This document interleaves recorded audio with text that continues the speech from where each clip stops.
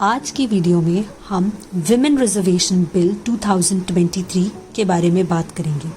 Women reservation bill यानी नारी शक्ति वंदन अधिनियम जो कि 27 ईयर्स से पेंडिंग था, 19 सितंबर को न्यू पार्लियामेंट बिल्डिंग में लोकसभा में प्रेजेंट किया गया।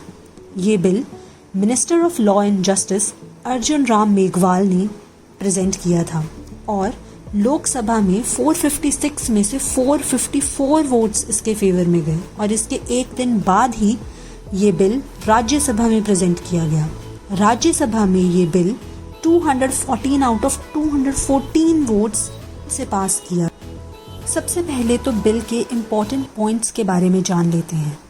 सबसे पहला point, women reservation bill pass होने से लोकसभा, स्टेट लेजिस्लेटिव असेंबली और दिल्ली की लेजिस्लेटिव असेंबली में 33% सीट्स महिलाओं के लिए आरक्षित कर दी जाएंगी।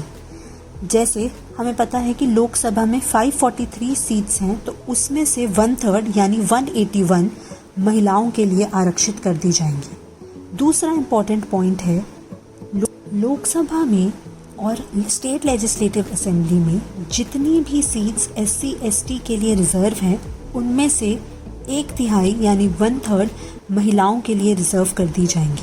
जैसे लोकसभा में SC के लिए 84 सीट्स रिजर्व्ड हैं, तो इनमें से 1/3 यानी 28 सीट्स महिलाओं के लिए रिजर्व्ड होंगी और ST के लिए लगभग 47 सीट्स हैं, तो इनमें से 1/3 यानी 16 सीट्स महिलाओं के लिए रिजर्व्ड होंगी।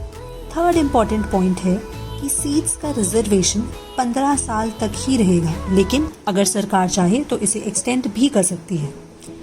चौथा इम्पॉर्टेंट पॉइंट, महिलाओं के लिए जो भी सीट्स रिजर्व होंगी वो हर डीलिमिटेशन एक्सरसाइज के बाद रोटेट होंगी।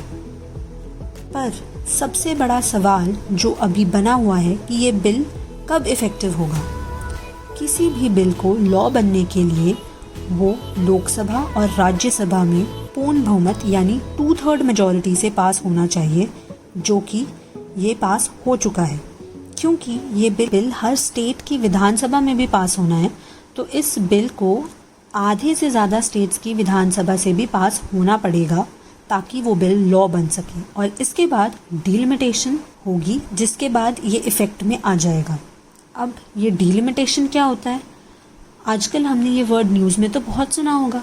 डीलिमिटेशन यानी परिसीमन, यानी हर लोकसभा कॉन्स्टिट्यूएंसी और स्टेट असेंबली कॉन्स्टिट्यूएंसी की बाउंड्रीज को रीड्रॉ करना जनगणना के बाद। डीलिमिटेशन का मेन एम है table representation to equal segment of population, यानी ऑलमोस्ट सेम पॉपुलेशन पर एक रिप्रेजेंटेटिव होना चाहिए। ऐसा नहीं होना चाहिए कि एक जगह पर 5 लाख पर एक MP है और दूसरी जगह पे 10,000 पर एक MP है।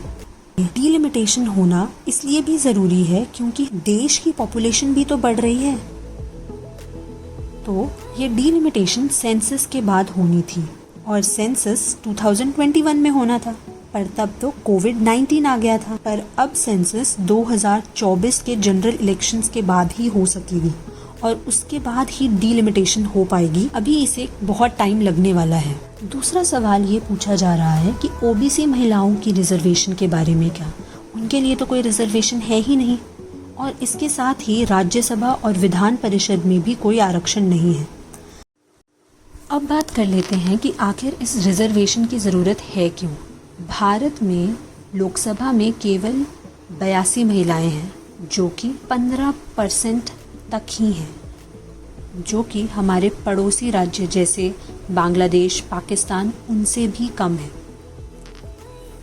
और अगर ये रिजर्वेशन हो जाता है तो ज़्यादा से ज़्यादा महिलाएं सांसद में आ सकेंगी और संवेदनशील मुद्दों पर आवाज़ उठा सकेंगी, विमेन एम्पावरमेंट के हित में काम कर सकेंगी। जैसा कि हम सब जानते हैं कि 1993 में 73rd और 74th अमेंडमेंट के बाद 1/3 सीटें पंचायत और म्युनिसिपल बॉडीज़ में महिलाओं के लिए आरक्षित कर दी गई हैं। तो एक सर्वे के अनुसार पंचायत में महिलाओं के रिजर्वेशन के बाद डेवलपमेंट और सोसाइटी में महिलाओं की कंडीशन इम्प्रूव हुई है। अब अगला सवाल ये आता है कि अगर ये विमेन रिजर्वेशन बिल इतना ही इम्पोर्टेंट था तो ये अब तक लागू क्यों नहीं हुआ? इससे पहले भी कई बार विमेन रिजर्वेशन बिल पास करने के लिए कोशिश की गई है। पहली बार विमेन रिजर्वेशन की मांग आज़ादी से पहले 1931 में बेगम शाह नवाज और सरोजनी नायडू ने ब्रिटिश प्रधानमंत्री को लेटर लिखकर की थी। 1993 में 73rd और 74th अमेंडमेंट के बाद ये बिल पंचायती राज और म्यूनिसिपल बॉडीज़ में पास किया गया था। इसके बाद 1996 में देवेगौड़ा की सरकार में भी ये बिल प्रेजेंट किया गया था। इसके बाद 2010 में राज्यसभा में ये बिल पास हो गया था, लेकिन लोकसभा में ये बिल पास नहीं हो पाया था क्योंकि आरजेडी और समाजवादी पार्टी इसका विरोध करते थे। इनका कहना था कि इस बिल में ओबीसी महिलाओं और माइनॉरिटी महिलाओं के रिजर्वेशन के लिए तो कोई बात ही नहीं की गई है, तो इसी वजह से वो हमेशा इस मुद्दे का विरोध करते आए हैं। अब इस बिल के अगेंस्ट आर्ग्यूमेंट्स भी जान लेते हैं कि अगर ये बिल पास हो जाता है तो महिलाएं मेरिट के बेस पे compete नहीं कर पाएंगी। दूसरी बात, ये वोटर्स का राइट रिस्ट्रिक्ट कर देगा ओनली टू विमेन कैंडिडेट्स। और तीसरा मेन पॉइंट है कि ये इलेक्टोरल रिफॉर्म्स की जो मेन अटेंशन है क्रिमिनलाइजेशन ऑफ पॉलिटिक्स से हटा देगा। इस मुद्दे पर आप सबका क्या मानना है ये कमेंट्स में ज़रूर लिखकर बताइएगा। अगर वीडियो अच्छी लगी हो तो वीडियो को लाइक करें, शेयर करें और चैनल को सब्सक्राइब करें।